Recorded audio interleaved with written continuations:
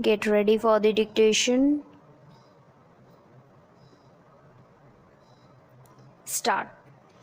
So, I would like to make a few observations so that the Honorable Minister will make a note about the way in which these institutions are being run. It is a good thing that these institutions have been started, but at the same time, we are suffering from lack of coordination in regard to our technical education. We have certain institutes like the Polytechnic, etc., under the Scientific Research and Cultural Affairs Ministry, and they are run through the state governments. Then there are the engineering colleges under the universities, and thirdly, sir, trade technical education is imparted by the Central Labor Ministry at the state level. In addition to that, the states have certain arrangements of their own for technical education. I feel that there is no effort at coordination, and that leads to a good deal of confusion. Perhaps if there is effort, there are certain difficulties. I hope the Honorable Minister will tell us about that.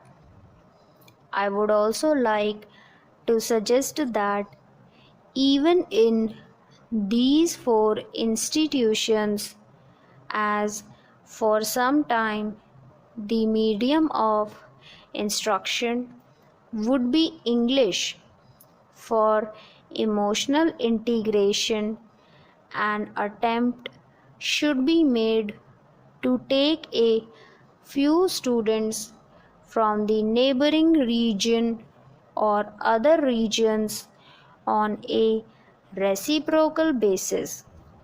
Otherwise, these institutes will themselves be developing, as was hinted by the previous speaker, some regional consciousness. There is great difficulty, so with regard to technical personnel for teaching, and I am not aware in what way these institutes will be staffed.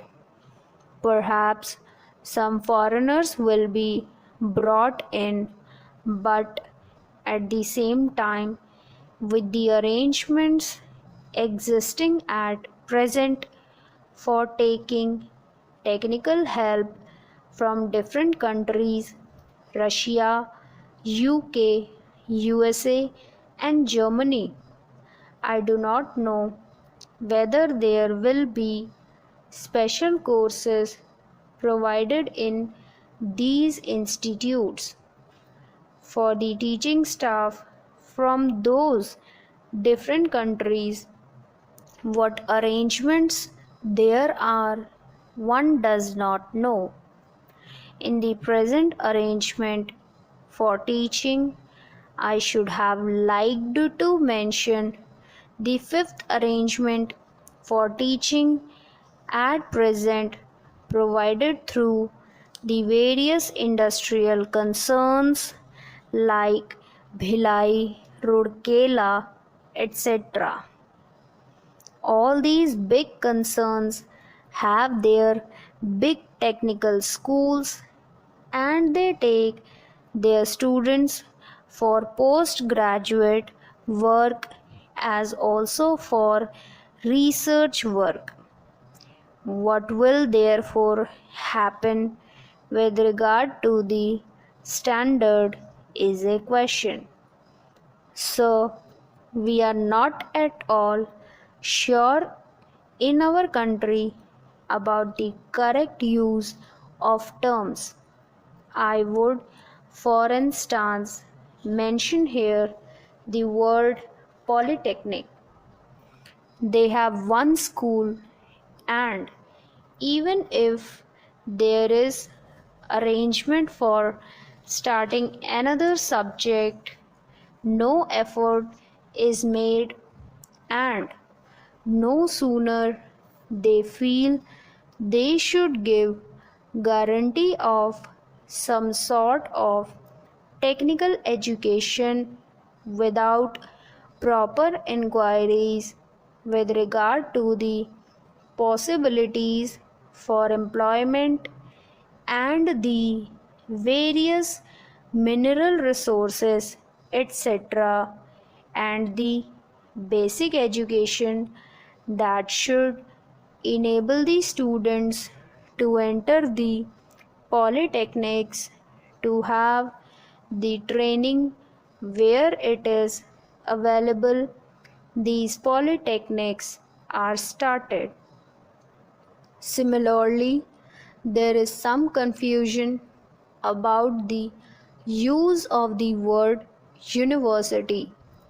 We have the Roorkee University for one subject, which is engineering.